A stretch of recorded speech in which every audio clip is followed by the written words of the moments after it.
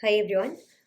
CSI net examination में cut off की अगर हम बात करते हैं या फिर कितने मार्क्स अगर हम ले आए तो 100% हमारा सिलेक्शन जेआरएफ में हो जाएगा, इस बात को लेके आप लोग इन जनरल काफ़ी ज़्यादा कंफ्यूज्ड रहते हैं। Because the major reason of this confusion is कि आपका जो स्कोर है वो पिछले 2 बार से या उसके कुछ समय से अगर हम लाइफ साइंसेस की बात करते हैं तो आपको परसेंटाइल की फॉर्म में मिलने लगा है।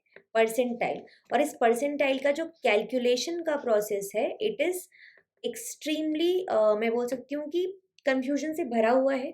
ठीक है, अपने आप में ही normalisation and this and that उन सब के बाद में चीज़ें स्कोर्स आते हैं।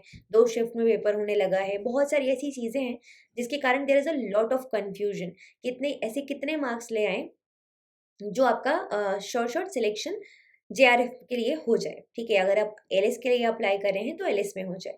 तो आज इस वीडियो में मैं विद प्रूफ आपको बहुत सारी चीज़ें दिखाने वाली हूँ एंड देन विद रीजनिंग हम एक पर्टिकुलर नंबर पे पहुंचेंगे कि इतना स्कोर आप लेकर आ जाओगे तो आपका जेआरएफ में सिलेक्शन हो जाएगा और आपका एलएस में सिलेक्शन हो जाएगा पक्का पक्का। ठीक है, सो फर्स्टली हम बात करते हैं, यहाँ पर आप लोग देख सकते हैं ये 2022 में जो पेपर हुआ था। ठीक है, उसका यहाँ पर कट ऑफ आपके सामने मेंशन्ड है और कट ऑफ जो है लाइफ साइंसेस की वो परसेंटाइल के फॉर्म में यहाँ पर मेंशन्ड है। If you can see the number is in the form of percentile. ठीक है, यहाँ पर आप देख सकते हो लाइफ साइंसेस परसेंटाइल के फॉर्म में आपको हर एक कैटेगरी के केस में नंबर दिया हुआ है। Okay, so first one is JRF के फॉर्म में क्या होता है एंड सेकेंड वन इज यहाँ पर एलएस के फॉर्म में क्या होता है वो मेंशन किया गया। यहाँ पे देख सकते हैं आप एलएस यूआर में it is 97 percentile and LS अगर सॉरी जेआरएफ अगर हम यूआर देखते हैं so that is 98.78 percentile। okay, now अब हम चलते हैं नेक्स्ट सिनेरियो की तरफ विच इज जून 2022 का जो पेपर हुआ था वहां पे cut off was 98.81 percentile for UR. ठीक है, और एलएस के लिए इट वाज 97.50 परसेंटाइल। ठीक है, सिमिलरली अगर हम और थोड़ा पीछे जाते हैं और हम 2020 में जो पेपर हुआ है नवंबर में उसकी बात करते हैं तो जून और दिसंबर ये 2 साइकिल ही आपको पता ही है। मैं आपको इन जनरल कट ऑफ दिखा देती हूँ, बाकी कंफ्यूजन में मत पड़ना कि कब कौन से पेपर की बात करें मैम, नवंबर में कौन सा होता है। जून और दिसंबर साइकिल ही है। It is just because Covid के कारण बहुत ज़्यादा इधर उधर शिफ्ट हो गया था डेट्स का, तो आई एम श्योर आपको वो चीज़ समझ आ जाएगी। अब यहाँ देखोगे तो 98.94 इज दी परसेंटाइल। ठीक है, फॉर जेआरएफ, और अगर हम यूआर में बात करते हैं एलएस के लिए तो 97.18 परसेंटाइल। फिर और थोड़ा पीछे चलते हैं तो हमें यहाँ पर 2019 की जब मैं बात करती हूँ तो मुझे परसेंटेज के फॉर्म में कट ऑफ देखने मिलती है और 52.50% है जेआरएफ के केस में यूआर।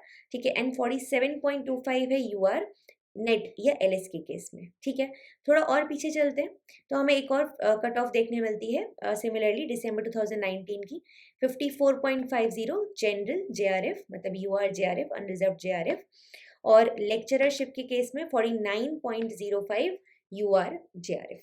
ठीक है, अब इतने सारे जो हमने नंबर्स देखे उससे हमको एक बात समझ में आई कि इन जनरल जो कट ऑफ है वो परसेंटेज के फॉर्म में हमें काफ़ी क्लैरिटी है कि ठीक है ये नंबर्स हैं, बट अगर हम परसेंटाइल के फॉर्म में देख रहे हैं तो 98 पॉइंट समथिंग के आसपास अगर आपके मार्क्स है परसेंटाइल है आपका तो इन जनरल आपका सिलेक्शन हो जा रहा है। ठीक है, 98.81, 98.7 सॉरी 98.94।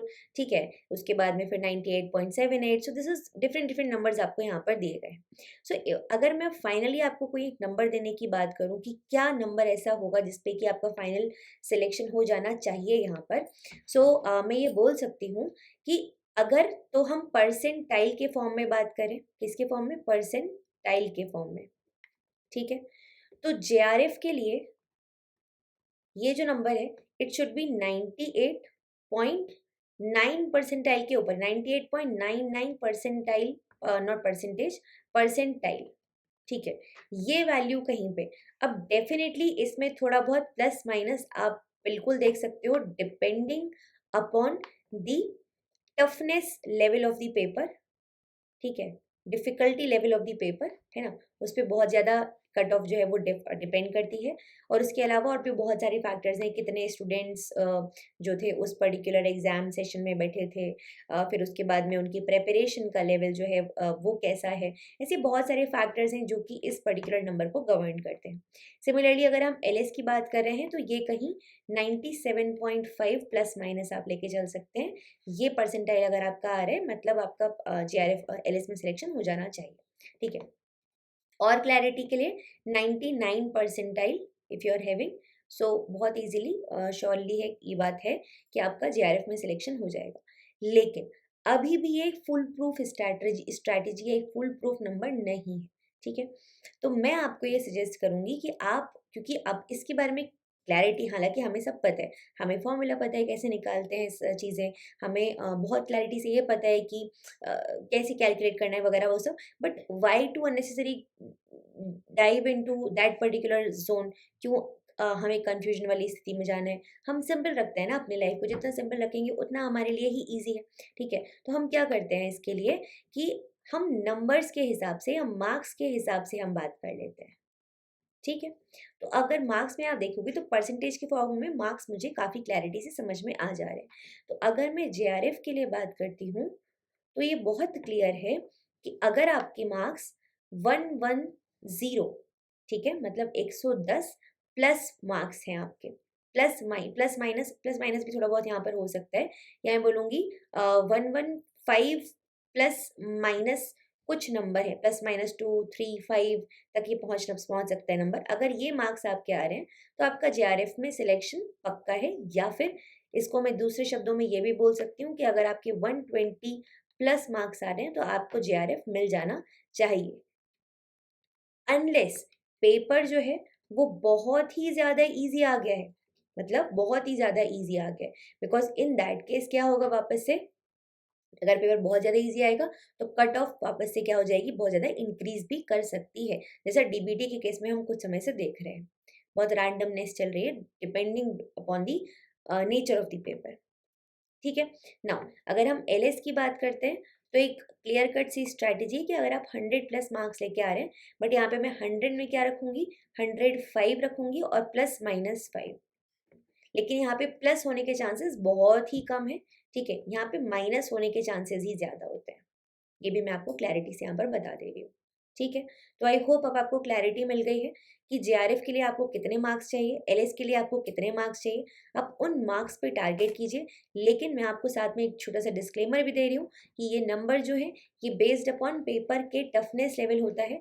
इन जनरल अभी तक तो हमने ये सिनेरियो देखा है, अभी तक इस नेचर को डेविएट नहीं किया है सीएसआईआर ने, अभी तक ये चीज़ चेंज नहीं हुई है एटलीस्ट। ठीक है, लेकिन आने वाले समय और जिस प्रकार से टफनेस लेवल बढ़ता जा रहा है, ऐसा उम्मीद करना भी थोड़ा गलत है कि ये चीज़ चेंज होगी, लेकिन एक बहुत बड़ा फैक्टर है जो इसको अफेक्ट कर सकता है अब, और वो है फेलोशिप का अमाउंट।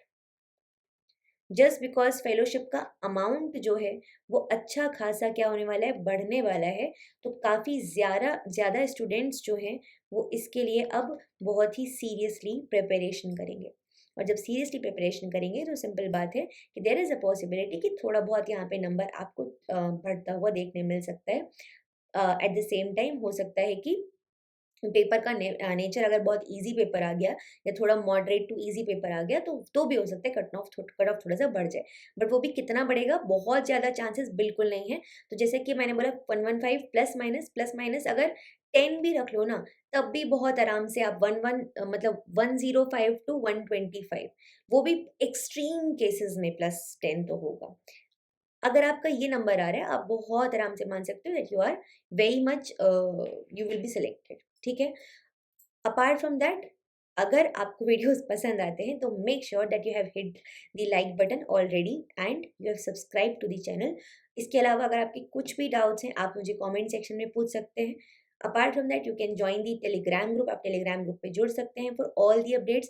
आईसीएमआर वगैरह के जो भी पेपर्स हैं विद आंसर कीज, सीएसआईआर के पेपर्स, नोट्स एटसेट्रा एटसेट्रा, मैं बहुत रेगुलर बेसिस पर शेयर करती रहती हूँ टेलीग्राम चैनल पर। तो make sure that you have subscribe to the या join to the channel for all the updates and all the notes and everything. ठीक है, अपना ख्याल रखिए, take care everyone, will see you in the next video guys, very very soon, bye bye.